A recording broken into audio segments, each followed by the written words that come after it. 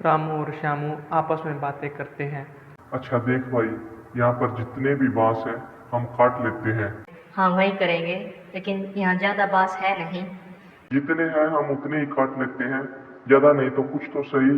हाँ तुमने सही कहा, लेकिन ये कितने दिन तक चलेगा? आज जो बांस काटेंगे उसमें आज का गुजारा तो हो जाएगा, लेकिन कल का पता नहीं। कल की कल देखेंगे। ऐसा कहकर रामू और श्यामू बांस काटने लगते हैं।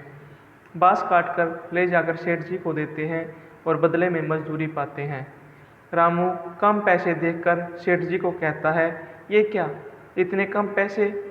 आप तो जानते हैं बांस काटने में पूरा दिन लग जाता है। सेठ रामू से कहता है, अरे जितना लाए हो उतना ही दूंगा ना, जिस दिन ज़्यादा लाओगे उस दिन ज़्यादा दूंगा। रामू श्यामू दोनों अपने घर की ओर चल देते हैं। रामू घर पहुंचकर पत्नी को आवाज़ लगाता है, अरे भाग्यवान कहाँ गई, यहाँ आओ। जैसे ही रामू पत्नी के हाथ में पैसे रखता है, पत्नी कम पैसे देखकर रामू पर बरस पड़ती है। ये क्या, इतने पैसों में तो एक वक्त का खाना भी नसीब ना हो। जो मैंने सपने देखे थे कि गाड़ी में बैठकर बड़े होटल जाकर अच्छा खाना खाऊंगी, महंगे महंगे कपड़े और जेवरात पहनूंगी, उस सब का क्या? मैं तो रूखी सूखी खाकर थक चुकी हूँ। 2 पैसे ज़्यादा कमाने की तो औकात है नहीं, बस मुझे भाषण देकर समझाते रहते हो। अगले दिन रामू श्यामू बातें कर रहे थे। आज किधर जाएंगे, कल तो वह जगह खाली हो गई थी, आज क्या करेंगे? रामू श्यामू से कहता है, चल एक काम करते हैं, हम बांस काटने के लिए भूतिया जंगल में चलते हैं, वहाँ बहुत बांस है, वरना पैसे दे लेकर घर नहीं गया तो बीवी के बहुत ताने सुनने पड़ेंगे। भूत के भय से श्यामू भूतिया जंगल में जाने से मना कर देता है, लेकिन रामू बीवी के तानों के डर से जान जोखिम में डालने के लिए मजबूर हो जाता है।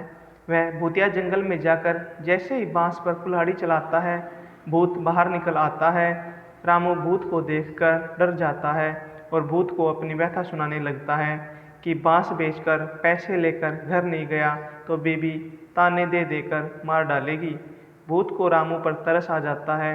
वह सोने का एक कंगन रामू को उपहार में देता है। रामू कंगन लेकर घर पहुंचता है और बीबी को सारी घटना बताता है। उसकी पत्नी को लालच आ जाता है। वह रामू को अगले दिन फिर भूतिया जंगल में भेजती है। उस दिन भी भूत रामू को एक सोने का कंगन देता है। अब रामू की पत्नी को लालच और ज़्यादा बढ़ जाता है। अगले दिन वह खुद भी रामू के साथ भूतिया जंगल में जाती है। रामू द्वारा कुल्हाड़ी मारने पर बांस से भूत निकलकर दोनों को एक एक कंगन दे देते हैं। अब रामू की पत्नी को एक कंगन से सब्र नहीं होता। वह एक ही दिन में अमीर बन जाना चाहती है। रामू उसे ज़्यादा लालच न करने के लिए समझाता है, लेकिन वह नहीं मानती और खुद ही कुल्हाड़ी उठाकर बांस पर मारती है। कुल्हाड़ी लगते ही बांस से भूतों का राजा क्रोधित होकर निकलता है और दोनों को हाथों में दबोचकर आकाश में उड़ने लगता है।